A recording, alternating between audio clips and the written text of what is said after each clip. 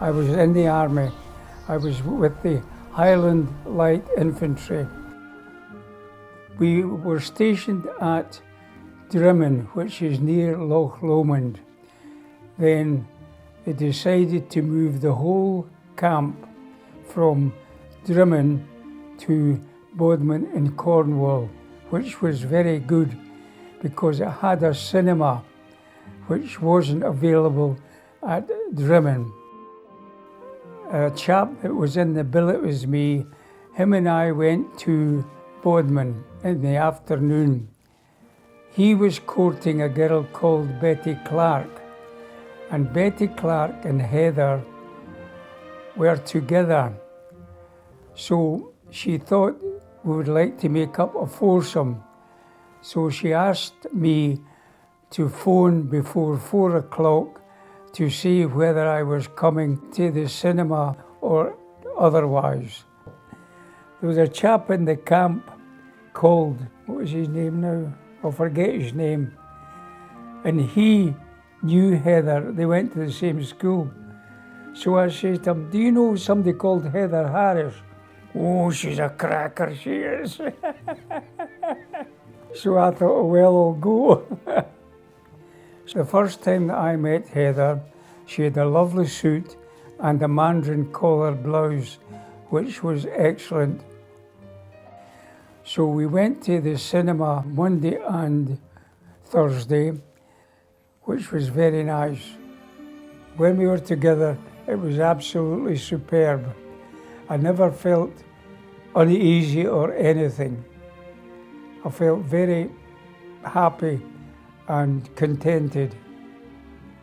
I saw Heather for 6 months until I got demobbed. She was really sad as I was. And on my demob day, she had time from work and we went to the Cornish countryside. It was a favourite place for Heather, and I've never seen so many daffodils in my life. I didn't say goodbye, I said cheerio, because I always felt that at some point we would meet again. I returned to my hometown in Bellsill, Scotland, and I then started work at the steel industry. When the steel industry closed down and there was very little employment in Scotland, I moved to Birmingham for employment. I used to do a lot of dancing, so I met my ex-wife at the dance hall. She was a good dancer. Later on in life, her nature wasn't as good as I thought it was. It would have been better if we hadn't married, but then I would have missed out by having my 2 daughters, intelligent and beautiful. So she decided that we should get divorced. I moved to my house in Birmingham, Marie Drive, which was very close to my factory.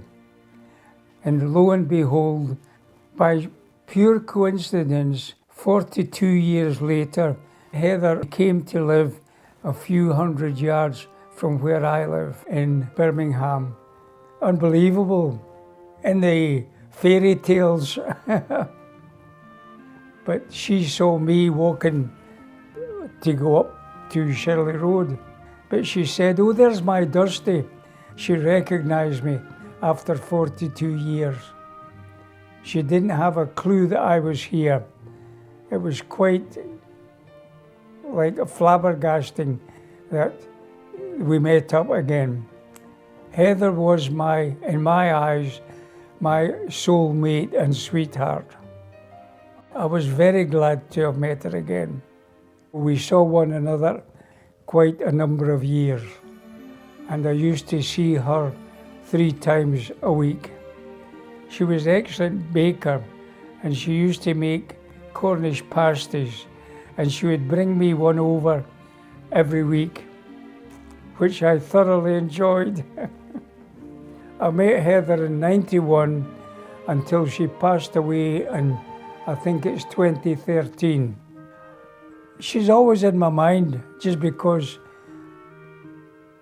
the way I felt toward her. She hasn't left me. I have a photograph of Heather in my wallet, which is with me every day, all day, because it's a pleasant thing to remember her. She looks absolutely marvelous. She said that when she passed away, she said that I will always be near you. But unfortunately, I don't get that feeling. If she was here now, what would be the first thing you'd say to her? I love you.